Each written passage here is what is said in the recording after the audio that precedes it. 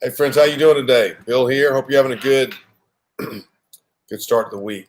Hey, we had a great time in New Orleans for the Final Four. We let me find some of these pictures here.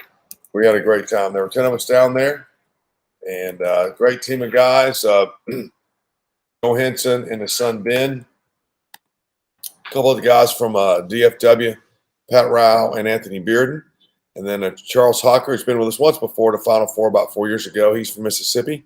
John Dawson from Memphis came down. It was his first SFOI event. And then Bobby McCrary, an old friend and veteran seasoned evangelist. Logan Blackman from the Montgomery area. He hasn't been to an SFOI event before, but he went to the Whitfield training. And then who am I missing? I think that is it. We had a wonderful time. I'm going to double check the list here, make sure I got everybody. And we stayed at the YWAM House, which is a wonderful spot. There, we've been there on Whitney Avenue many times.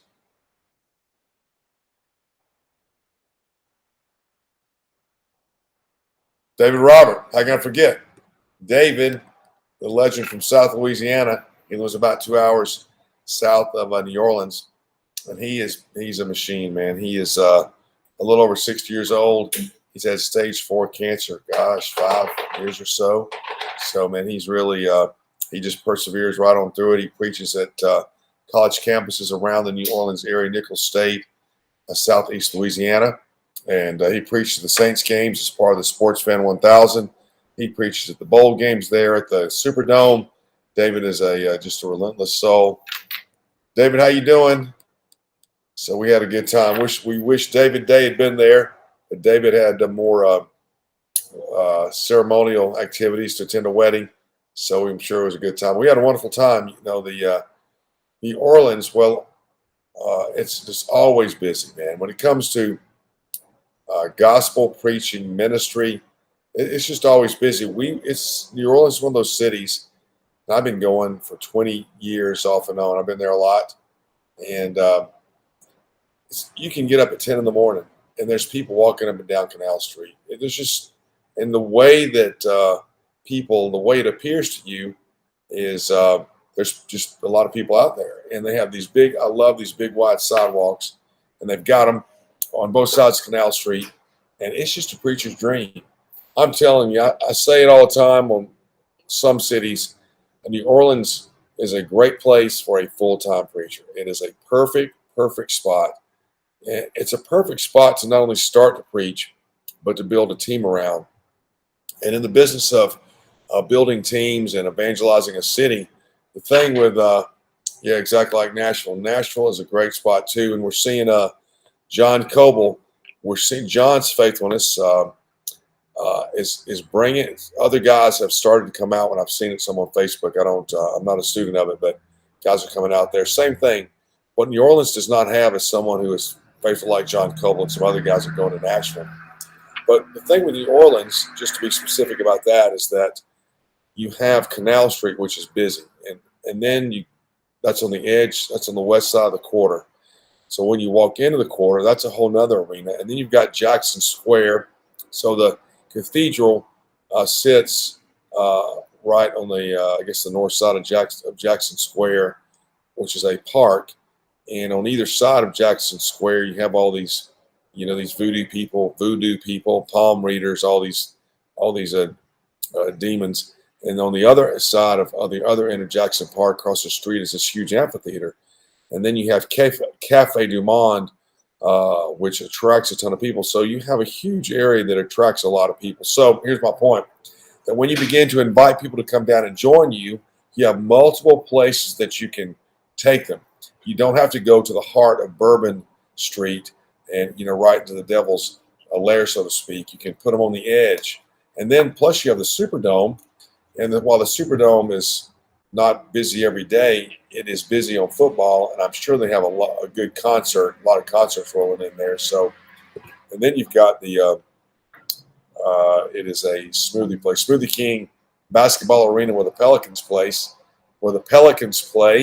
and that's a good spot. So, man, there's lots of places to invite people to come to in New Orleans, in addition to you just going down by yourself with a buddy and preaching at Bourbon and Canal or preaching at two or three of those busy intersections on Canal Street. It's a perfect spot.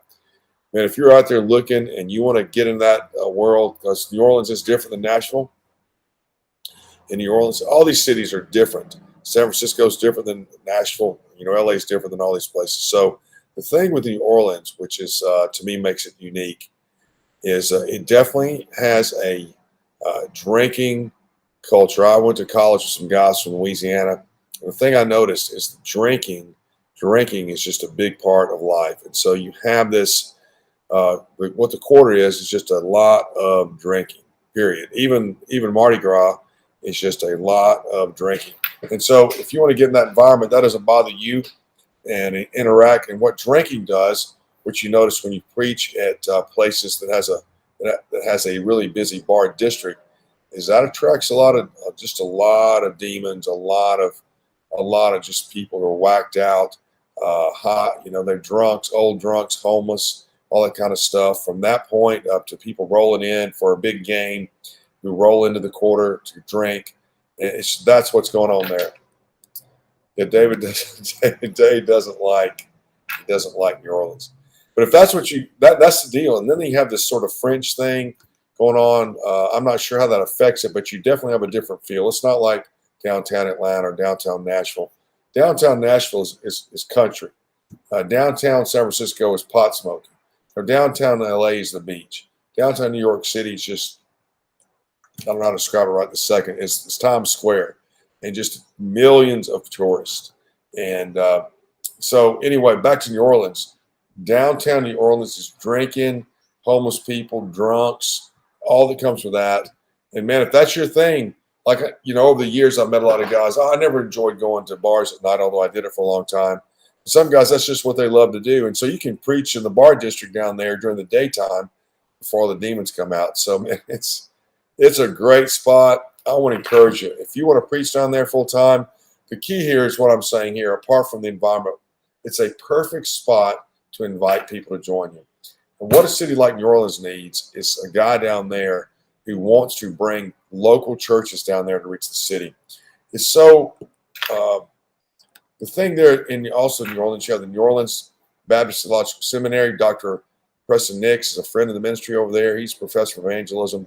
So you have, I think, a pretty good Christian influence on the periphery of downtown. What these people need, and you see this with churches in general, I think David could amen this, is they need a guy that's inviting them down to pretty easy environments and can show them where to go and how to do it. And that's what New Orleans presents. It is a place to preach at midnight. It's also a place to bring churches down during the day. That's what I'm saying. It's busy during the day. You've got tourists during the day.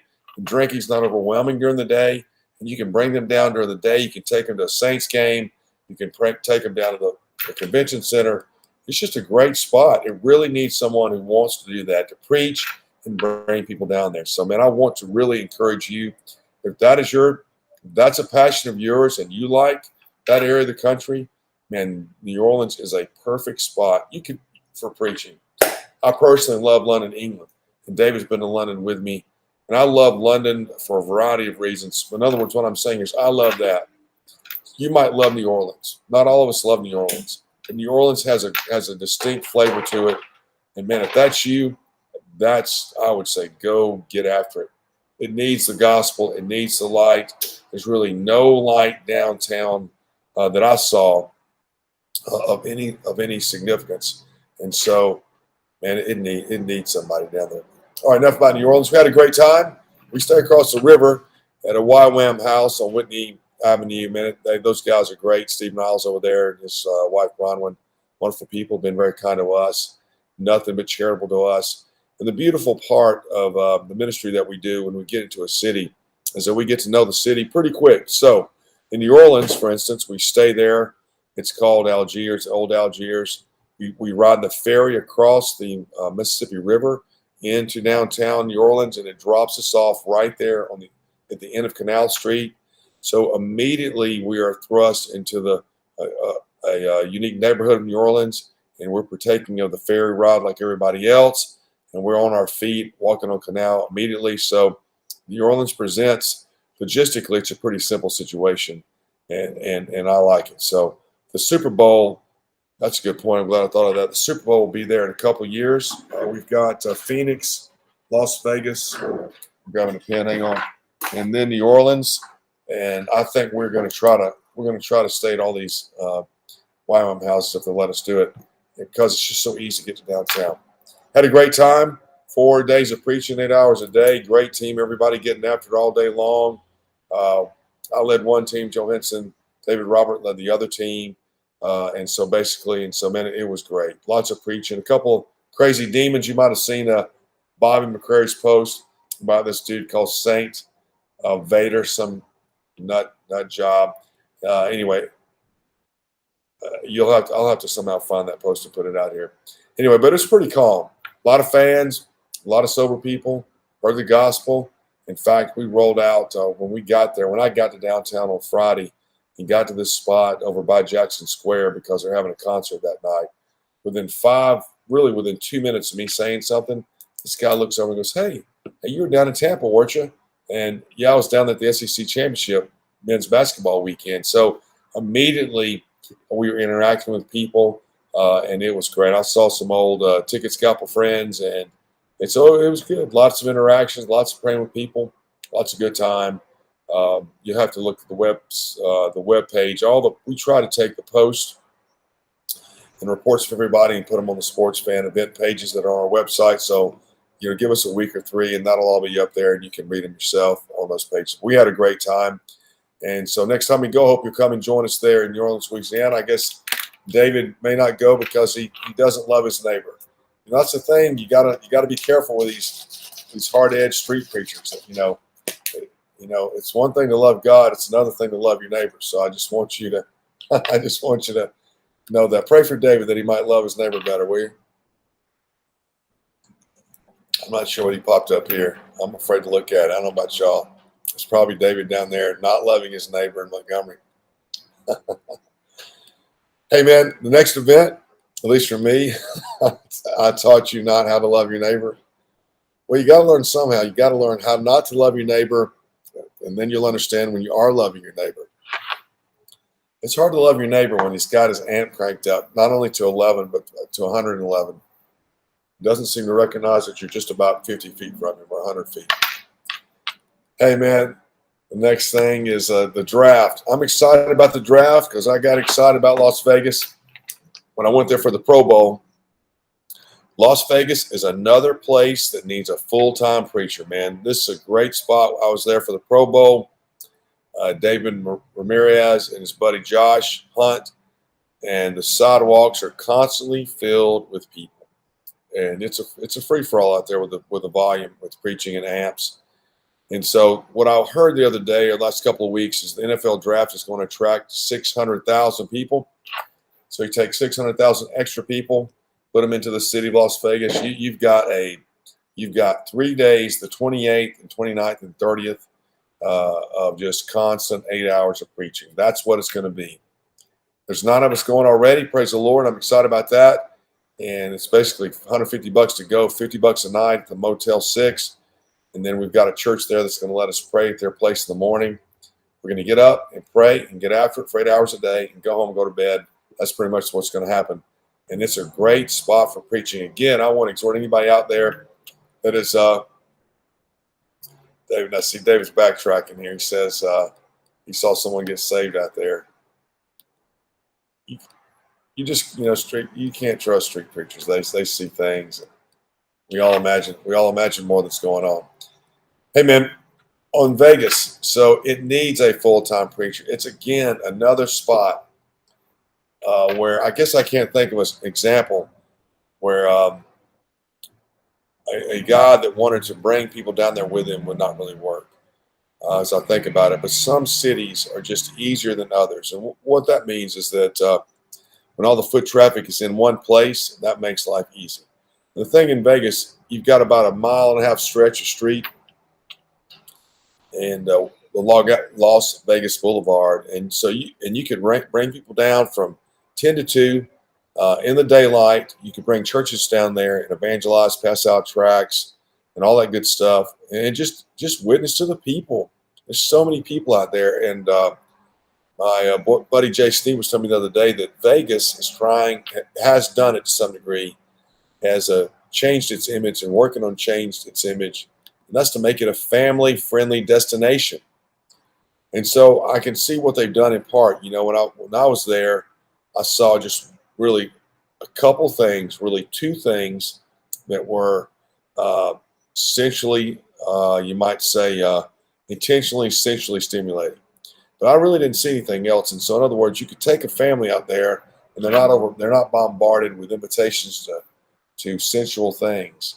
And then I went in a couple of there behind us where I was preaching. Where we were preaching, where I was standing was a casino. The casino was attached to this mall. Honestly, just go into the casino, use the restroom, and it was just like walking into I don't know, man, just a bar, David Buster, something really easy. It's not overwhelming. You know, it just was normal. It's like being at a sporting event for me, at least. Nothing unusual, nothing that you went out and said, man, I wish I hadn't seen that. It was just regular stuff, really. So you can see how they mix in the family stuff with the gambling and stuff, sort of to allure you to come in there and take and participate, which is obviously not what we want to encourage people to do. But you can see how they're doing it. So my point is, you can see what they're doing. They're trying to make it family friendly. They want to make it friendly for fans. They're having these games. They're bringing in the football team. You know, hey, families go to football games and all that kind of good stuff. So anyway, it'd be a great place for an evangelist who wanted to get churches to go down there and join them.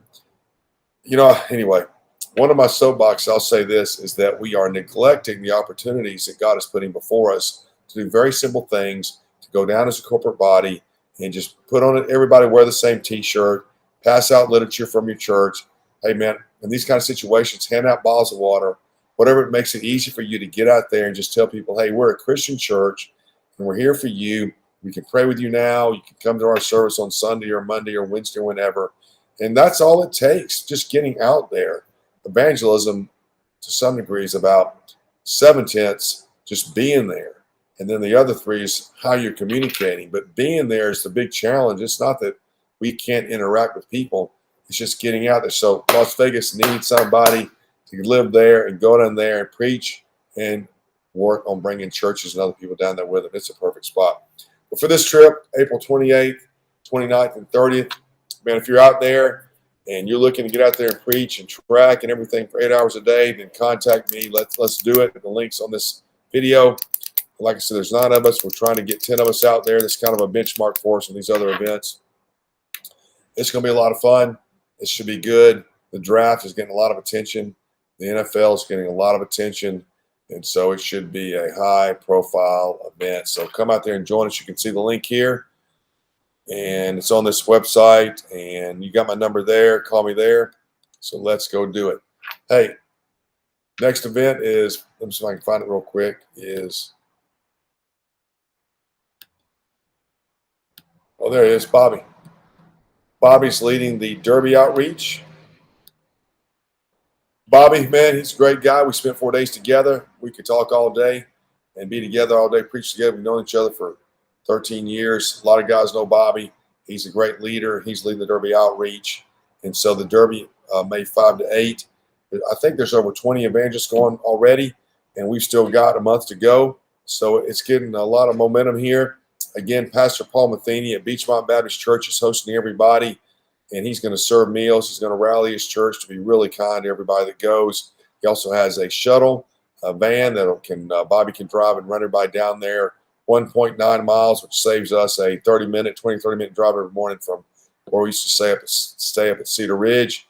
And then it's 12 hours of preaching, 8 a.m. to 8 p.m. as well. So, again, this is an unbelievable opportunity that's more in the central part of the country, Louisville, Kentucky. And, man, if you're looking to get out and start preaching, then this is it. You've got great guys already signed up. It's a great place to learn, to just be baptized into this world of open-air gospel preaching. It's a great place to get introduced to. It's a little more intense than some things, but it's not like you can't handle it. And so it's a great spot. So sign up and join Bobby and the crew. And like I've been saying, the topic this year, not all the events we have topics, have us teachers and speakers. We try to, but But the Derby lends itself to it because Southern Seminary is in Louisville, and over the years, many professors have come from Louisville, the Southern Baptist Seminary, to speak to us. They've been very charitable to us over there. Dr. Tim Booker has been very kind to us over there. Some other guys, Dr. Peter Gentry, and I can't remember everybody else right now, but been very kind to us. Dr. Bruce Ware spoke at the Super Bowl for us. So we've got a pretty good relationship with those guys. And so we were able to just really to schedule in the teaching time, which is Thursday night. So what will happen if you're going, you roll in Thursday at 5 p.m., have dinner, and teaching time. And this year, the teaching time, the topic is men leading their homes. Men leading their homes. We see this clearly in Scripture, and we're talking about something that's very fundamental to the Christian life. And also, so what's going to happen here is Adam Cutshaw is going to be one of the teachers, and Pastor Jerry Doris from Shelbyville, Kentucky Reformation Church. He's going to spend an hour and a half preaching and teaching, and Adam's going to take 30 minutes. And what you're going to end up with is a scriptural explanation of this and specific recommendations on how to lead your home in daily worship, daily devotions. And this is critical in our own life. And I'm not reactionary, but sometimes the culture just makes us aware of things that we are not doing by God's grace, His mercy and grace. And so we're obviously not doing this in our own homes as men, and we need to do it, start doing it better, do it more fruitfully. And I'm excited that this topic is being addressed. This is Pastor Jerry Doris has a ministry called The War Room every month or every quarter, and where they are talking about topics like this. And so that's one reason he's coming down. Bobby has been to one of the War Room meetings, and so he's going to bring his expertise down there, and this is going to be good. I fully anticipate this being a very fruitful time. So join the team to hear the teaching, and then spend Friday and Saturday out there, 12 hours, 8 a.m. to 8 p.m. both days, preach gospel to probably 250,000 fans and local citizens that will roll in and out of Churchill Downs on Friday and Saturday.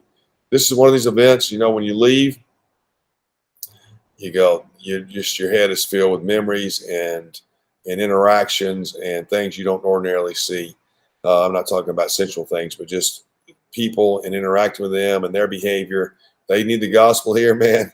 Apart from, the Arts Festival in Atlanta, we know that, in a sense, everybody gets pretty juiced up at some of these events. And the Derby has a lot of drinking. And so you're gonna get some good experience here if you've never been before. But like I said, it's not overwhelming. There's 20 guys standing around. You got a lot of guys to protect you. It's a great spot to go.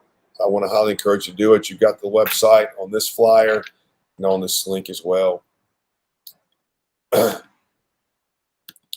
we're heading off to the George Whitefield Fellowship Conference, June 20 to 24, up here near Chattanooga. And man, if you want to be there's two things that are happening here, long story short. And one is Heath Putzel is going to teach you keep your finger in the text. That's track 2 going on here. I want to encourage you to think about this opportunity like this. 5 days, and you're focused on learning expository preaching. That's it. That's what you need. This is what we really beneficial to us. We can do these things during the week, and Heath's doing one right now. You've seen him live on here. The best idea is to sit down when you're fully focused on this work. You're around other guys who are going through this. Heath is right there. You get to go through the process, the teaching, the training. You get to preach yourself. This is so important to help you in your expository preaching out on the streets. I've said many times. And, I gotta do something here real quick. I gotta plug this thing in. Hang on.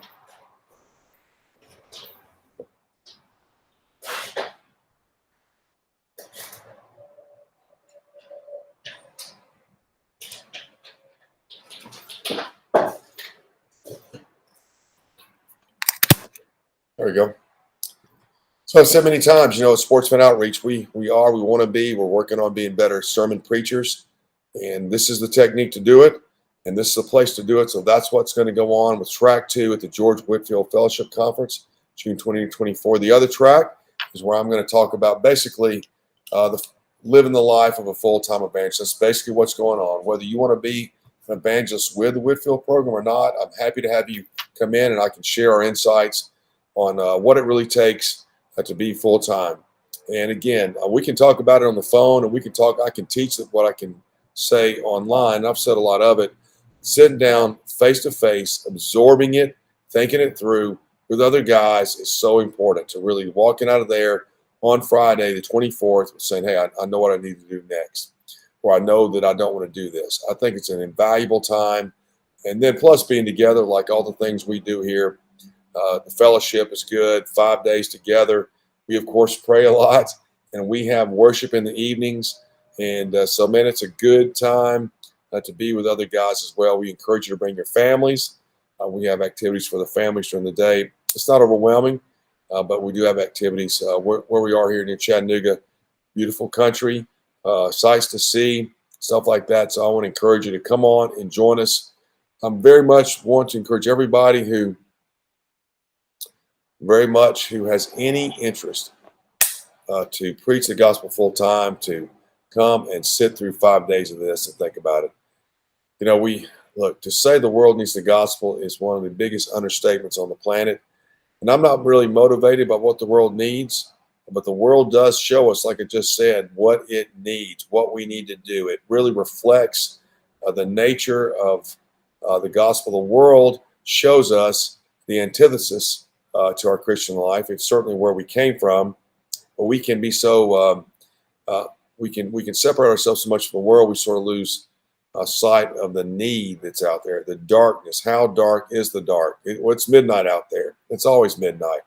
If someone's dead in sins, how dead are they? Well, they're dead in sins. That means they're not going to resuscitate themselves. And we lose sight of that. And guys like me and David, we see this all the time.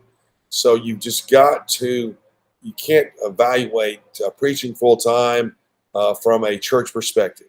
What I mean is the church, whether it's doing well or not, is not, you have to have a deeper view here. You have to have a scriptural view, and you have to have some real life situations right in front of your face saying, hey, this is dark. And I say this all the time, that we're far more dead in sins than we can imagine, and it's far darker than we can imagine either. And so we have no comprehension to understand how dead we are and how dark it is. And if you just believe that, and you'd get up and get after it. And so we have to have something besides the functioning of the church to really motivate us. Scripture does not seem to motivate people to get out and evangelize. The church doesn't seem to motivate us. I'm not knocking anything. Don't accuse me of that. I'm just trying to make a case for it. When you stand down for 4 days in New Orleans, Louisiana, that's a motivator. When you stand down in Las Vegas and watch all that, that's a motivator. The people being dead in sins, that's a motivator. And so Paul, when he says the love of Christ compels us, if one was dead, then we were all dead. You begin to see the context of that verse in regular life when you're at these events and just dealing with people according to the gospel. So what I'm saying is that we've got to get up and go. We have got to embrace the Great Commission. You have to throw off what you're looking at in your natural Christian life and come out in the world and see that these people are dead. And so I really want to encourage you to come join us in the training and don't waste any time. And let's just get serious about this and quit, playing games about it. I don't know if that sounds harsh or not, but I just see too much. In ministry life, we just play a lot of games. It gets to be some sort of unusual thing. I don't know if the people say, well, I don't know if I'm called or not, or I don't feel like it, or I don't have this. Jesus doesn't care if you feel like it or if you've got enough money or you got enough education. He does not care. When we come to the judgment seat, we're going to wish we had we're going to wish we had engaged in the Great Commission, not spent so much time talking about it. All right, man. One more thing, and then we're going to be done, God willing, is the Commonwealth Games. Just see if I got a flyer up here for that.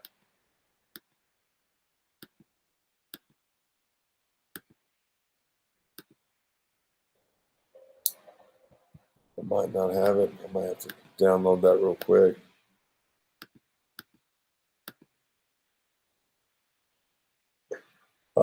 Give me 1 second here. We're going to see if we can get this out.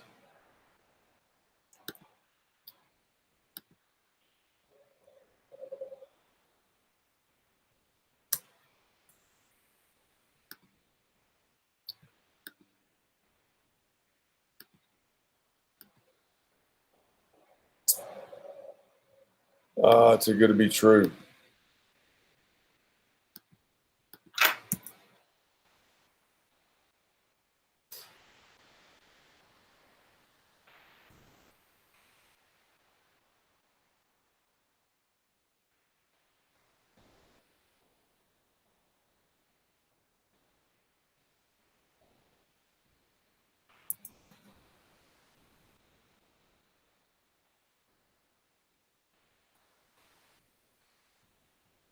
I can get it up. Commonwealth Games, July 28th, August 8th. There's 3 of us going already.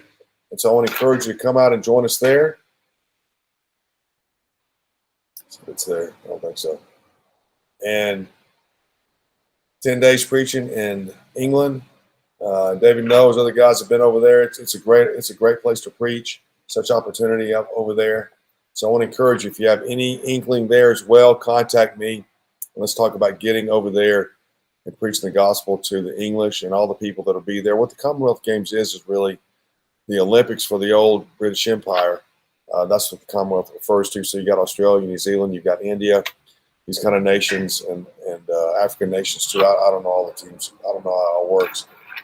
But there'll be a ton of people there. So come and join us. The beauty of English cities, they have a city center that's active and they have outdoor malls. All that means is foot traffic. So come and join us. Contact me. Let's get after it. Let's go. Hey, friends, thanks so much for being here today. We will talk to you soon. Life is short. Life is a vapor.